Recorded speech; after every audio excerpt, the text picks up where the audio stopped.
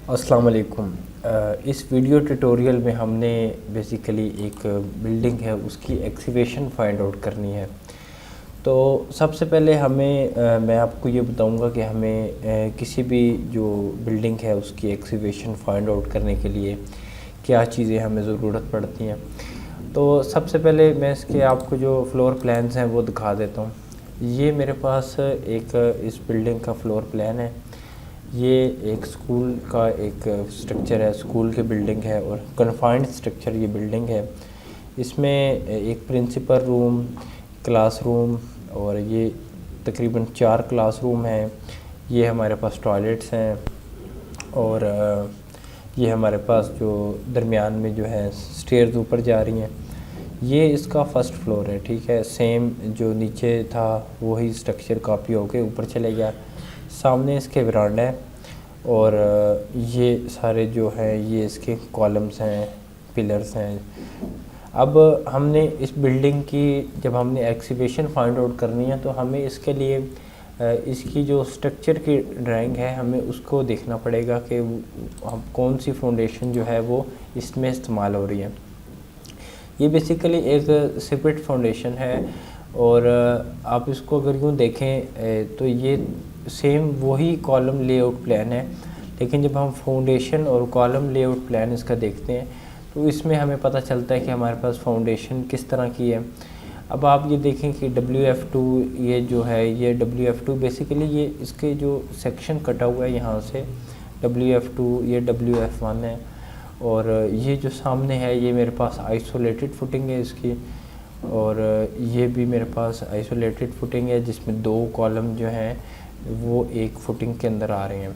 तो ये CF1 है और ये मेरे पास जो है ये अब ये WF2 का क्या मतलब है ये हमें पता चलेगा इसकी जो सेक्शन की जो ड्राइंग है वहाँ से। तो हम WF2 में जाते हैं, ये इसकी डिटेल है WF2 सेक्शन, ठीक है।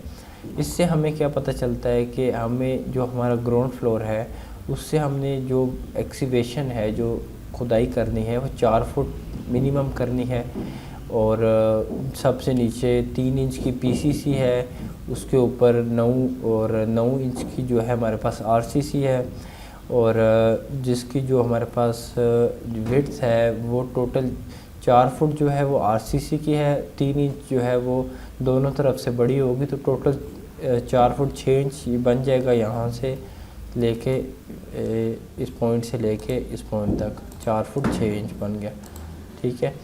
अच्छा, अब हमारे पास हमने इसकी एक्सीवेशन फाइंड आउट किस तरह करनी है। बेसिकली हम जब भी कोई किसी बिल्डिंग की क्वांटिटीज़ फाइंड आउट करते हैं तो हमें 2 चीज़ों की ज़रूरत होती है। एक तो उसकी ड्राइंग की, दूसरा उसके जो हमारे पास रेट्स हैं या स्पेसिफिकेशंस हैं और हम ये तमाम चीज़ें एक्सेल में हम पुट करते हैं और एक्सेल में क्वांटिटी फाइंड आउट करने का क्या तरीका है। अब हम ये मेरे पास एक फॉर्मेट है इसका बना हुआ, हर कंपनी का या हर जो QS का काम करता है हर बंदे का एक डिफरेंट फार्मेट होता है, लेकिन मेरे पास क्योंकि ये फार्मेट है तो मैं इस पर आपको एक्सप्लेन करूँगा। अच्छा, एक्सीवेशन फाइंड आउट किस तरह करनी है। सबसे पहले तो हमने ये देखना है कि हमारे पास एक ये वॉल जा रही है कंप्लीट, ठीक है। फिर एक ये वॉल है, ये सेंटर में ये वाली वॉल्स हैं और ये रूम्स की जो वॉल्स हैं जिस तरह ये अगर आप इसका फ्लोर प्लान देखें मतलब ये एक वॉल है, ये एक वॉल है। नीचे से तो मुकम्मल वॉल्स पूरी होती हैं, बाकी तो डोर्स और विंडो और जो दूसरी चीज़ें हैं वो तो ग्राउंड फ्लोर से ऊपर आके हमें नज़र आती हैं। नीचे तो हमने मतलब जब फाउंडेशन में होते हैं तो हमने पूरी जो वॉल्स होती हैं उसके मुताबिक फुटिंग करनी होती है।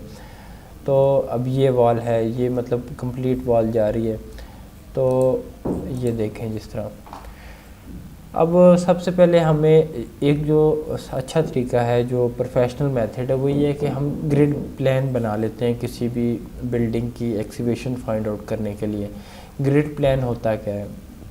ग्रिड प्लान ये होता है कि हर वॉल के सेंटर लाइन हम गुजारते हैं और उसको हम नंबरिंग देते हैं, जैसे 1 2 3 मतलब एक वॉल ये, फिर दूसरी ये, फिर जो तीसरी है वो ये और 4th नंबर पे हमारे पास ये, मतलब हॉरिजेंटल ये 4 वॉल्स आ गई और वर्टिकल हमारे पास A B C D E F और ये H तक सॉरी, ये हमारे पास इसकी वर्टिकल वॉल्स आ गई। जिस तरह ये आप फ्लोर इसके प्लान है उसमें भी देखें।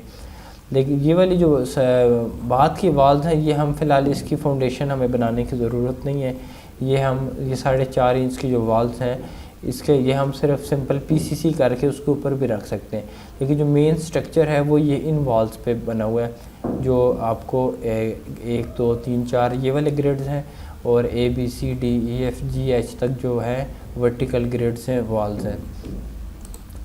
अच्छा, अब होता है इस तरह कि अगर हमने इस वॉल की एक्सीवेशन लेनी है यहाँ से लेके यहाँ तक, तो ये हमें इसके लिए सबसे पहले जो लिखने का तरीका है ग्रिड का, वो है ग्रिड बनेगा ग्रिड 1 A से लेके मतलब H तक।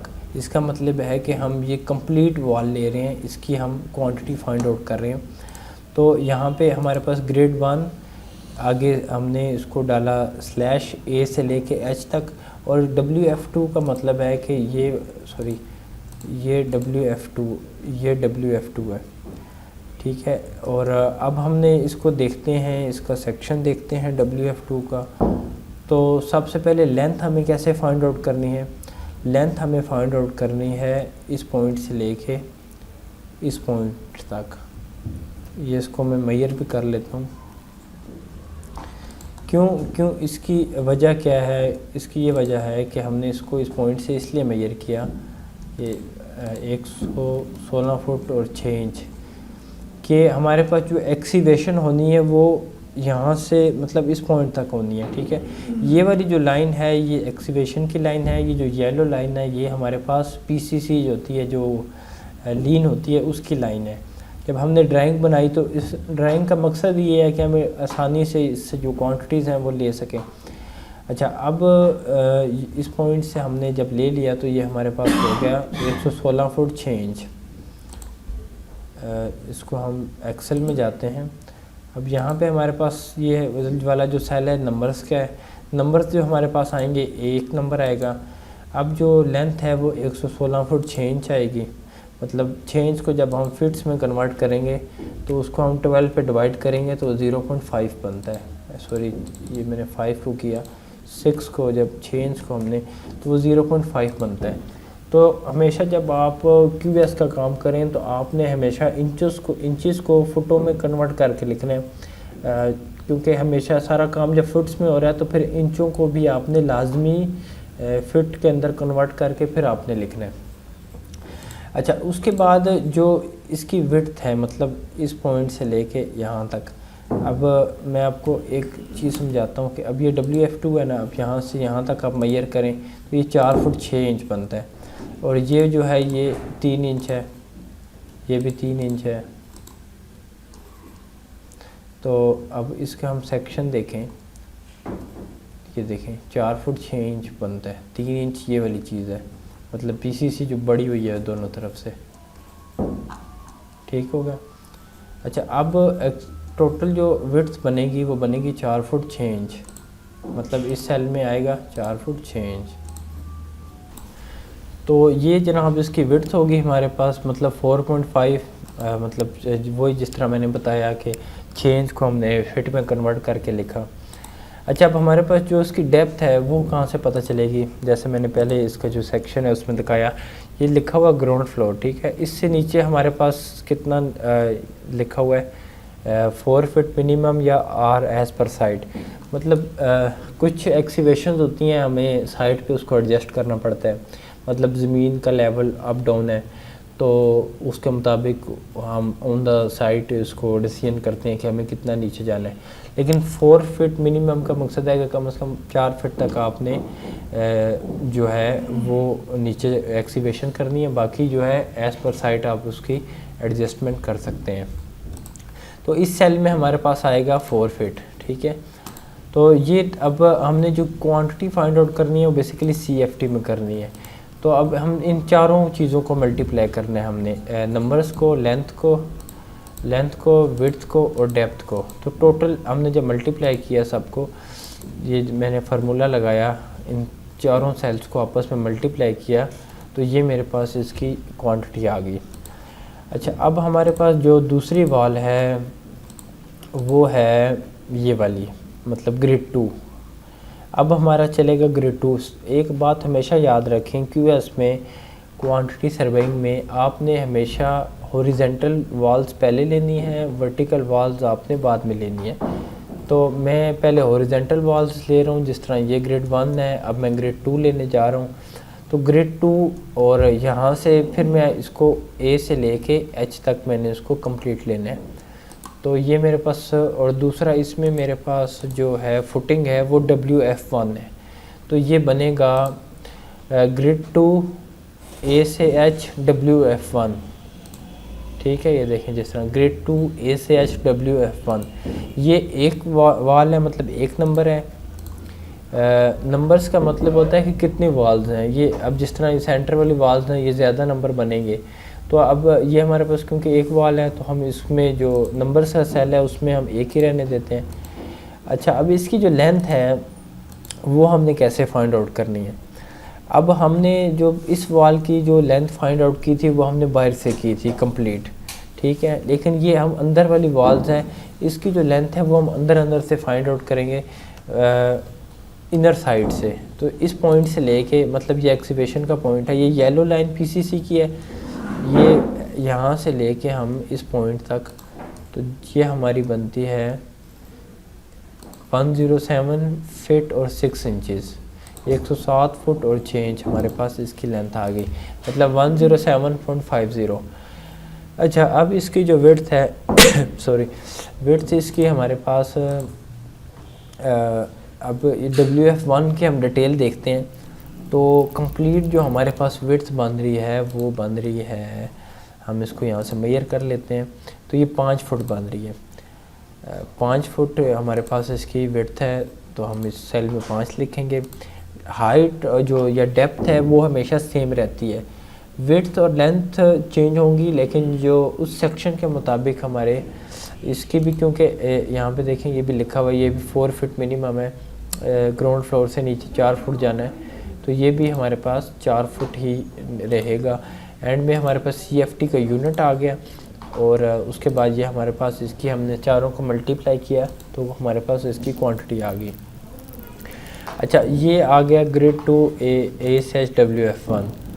अब अगला जो है हमारे पास, हमने हॉरिजेंटल लेना है। ये वाली वॉल भी हमने ले ली कंप्लीट, हमने ये वॉल भी कंप्लीट ले ली।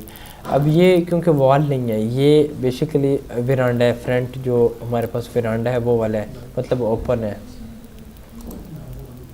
और अब हम इसको देख लेते हैं, इसका हम स्ट्रक्चर देखते हैं। अच्छा, ग्रिड 3 जो है हमारे पास वो ये वाला है, विरांडा। अच्छा, विरांडे में जो फुटिंग है वो आइसोलेटेड है, मतलब कि जो हमने हर कॉलम के नीचे सेपरेट फुटिंग की है। ये देखें F1 F1 F1 है, ये भी CF1 है, ये CF1 है, और ये हमारे पास F1 है, ये भी F1 है, ये भी हमारे पास F1 है। मतलब ये वाला जो विरांडा है, इन कॉलम्स के लिए हमने हर कॉलम के नीचे एक लहदा आइसोलेटेड फुटिंग की। मतलब इन वॉल्स के लिए तो हमने कंप्लीट पूरा एक्सीवेशन की पूरी वॉल के नीचे। और लेकिन क्योंकि हमने विरांडे में हमने जो है हमारे पास सामने वॉल्स नहीं है, विरांडा हमारा ओपन है, तो सिर्फ इन कॉलम्स के लिए हम वॉल्स जो है वो बनाएंगे, एक्सीवेशन करेंगे। तो इसमें हम देखते हैं कि हमारे पास इसकी जो इनर साइड है, ये वाली इनर साइड, ये जो CC लिखा हुआ है, ये बेसिकली इसका हमने डिटेल यहाँ से पता चलेगी।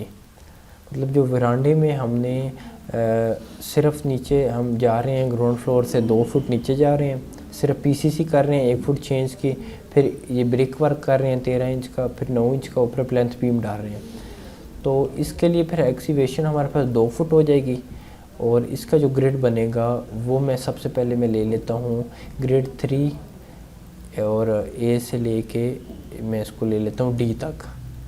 ठीक है, ग्रिड 3 A से लेके D तक, A से ग्रिड 1 A से H, A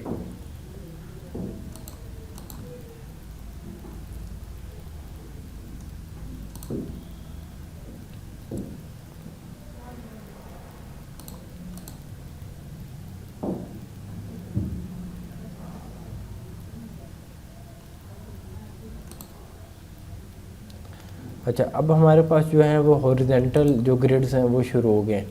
हम पहले अब हॉरिजेंटल ले लेते हैं और फिर उसके बाद हम उसकी जो वर्टिकल है, जो उसकी जो वरांडा है उसके दरमियान, जो आइसोलेटेड फुटिंग के दरमियान जो सिंपल फुटिंग है उसकी जो एक्सीवेशन है वो हम उसके बाद फाइंड आउट करते हैं। अच्छा, तो ये ग्रेड 1 ए से एच 1 2 2 WF2, इट्स मीन के यहाँ से ये ए है और अब हमारे पास क्योंकि वर्टिकल शुरू हो गए ग्रिड, तो फिर हम इसको इसकी जो क्योंकि इस पॉइंट तक हम ले चुके हैं ऑलरेडी, यहाँ से इस पॉइंट तक, ये मैं आपको लाइन लगा के बताता हूँ, इस पॉइंट से हमने इस पॉइंट तक। अब हमारी जो वर्टिकल जाएगा, जो एक्सीवेशन है वो जाएगी इस पॉइंट से लेके इस पॉइंट तक, ठीक है। ये हमारे पास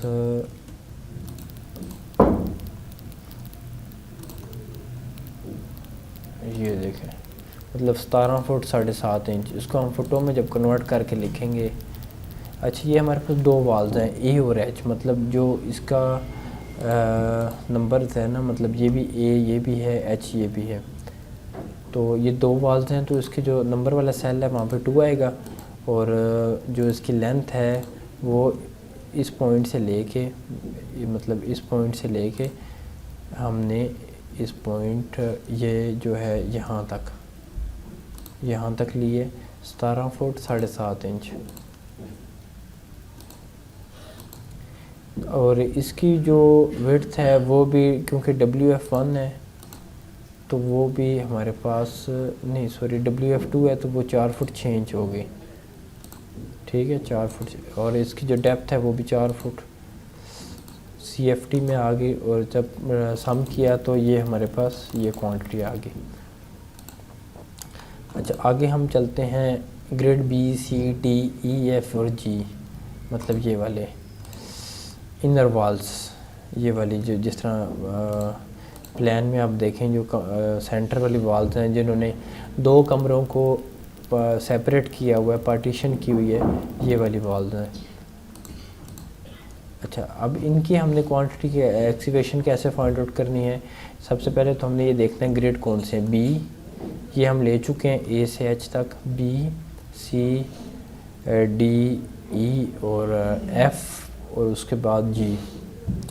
तो इनकी सिंपल जो क्वांटिटी है वो बनेगी 11 फीट, क्योंकि यहाँ तक हम ऊपर ले चुके हैं, यहाँ तक हम इसकी नीचे वाले ग्रिड में ले चुके हैं, तो अंदर से 11 फुट ही बचेगा।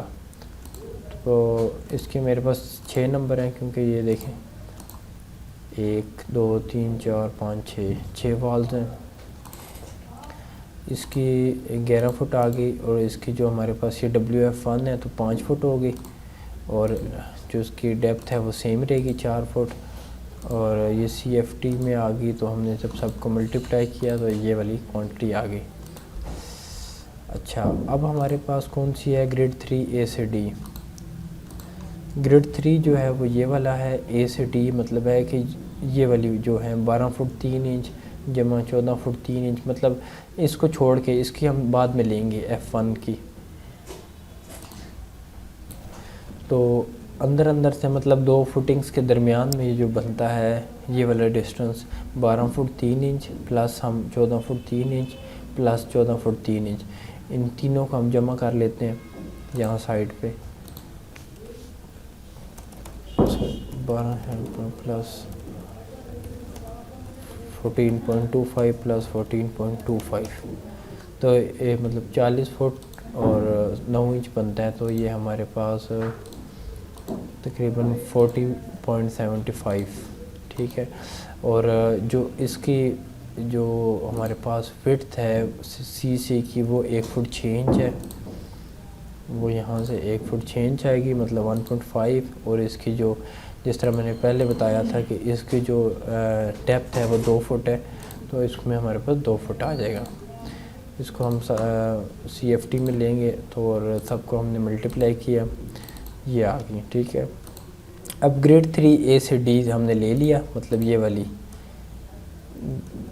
ये ग्रेड 3 A से लेके D तक, मतलब हमने जो आइसोलेटेड फुटिंग छोड़ के जो दरमियान वॉल्स थी ये वाली, इसकी हमने एक्सीवेशन ले ली। अब हमने लेनी है ग्रिड 3। ग्रिड हमारे पास 3 ही रहेगा, लेकिन अब हमने ई से लेके एच तक लेना है। मतलब ये ग्रिड 3 ई से एच सी का मतलब है कि सेंटर टू सेंटर जो इसका हम सेक्शन है वो लेंगे। मतलब जिस तरह ये लिखा हुआ है सी, तो ये भी ये देखें सेक्शन सी। अब हम इनको मल्टीप्लाई कर लेते हैं, प्लस कर लेते हैं। इसके और इसके दरमियान फासला जो है 14 foot 3 inch plus 14 foot 3 inch plus 5 foot. इसको हम यहाँ पे प्लस कर लेते हैं, प्लस 5, तो ये हमारे पास 33.5 बनता है। नंबर एक ही रहेगा, 33.5। विड्थ है वो सेम रहेगी और जो डेप्थ है वो भी सेम रहेगी। CFT में हमने ले ली, तो ये हमारे पास 100 फुट हो गई। अच्छा, अगला जो है वो हमने लेना है ये वाला। अब ये जो ग्रिड है ये चेंज हो गया, मतलब ये ग्रिड 4 बन गया। और ऊपर देखें तो D से E ये वाली वॉल, मतलब इन दो फुटिंग्स के दरमियान ये वाली वॉल, इसका सेक्शन हम देख लेते हैं। तो ये 6 फुट 3 इंच है, मतलब इस पॉइंट से लेके इस पॉइंट तक। तो ये देखें ग्रिड 4 D से E, ये हमारे पास 6 फुट 3 इंच, मतलब 6.25। बाकी लेंथ और डेप्थ है वो सेम रहेगी, विड्थ और डेप्थ।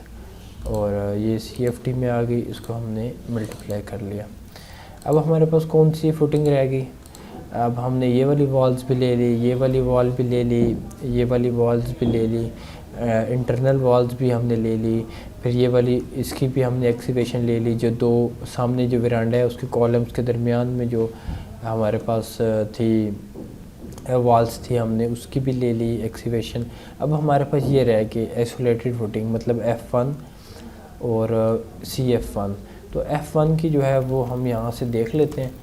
F1 4 फुट 6 इंच और यहाँ से भी 4 फुट 6 इंच। और ये हैं कितनी, 1 2 3 4 5 6, मतलब ये 6 है, सॉरी। तो यहाँ से हम इसको लेते हैं F1, नंबर में हमारे पास आ जाएगा 6। लेंथ होगी 4 फुट 6 इंच, विड्थ होगी 4 फुट 6 इंच। और इसकी जो हाइट है वो हमारे पास सेम 4 फुट ही रहेगी दूसरों की तरह। अच्छा, इसका जो है वो जो इसकी हाइट हमें कैसा पता चली?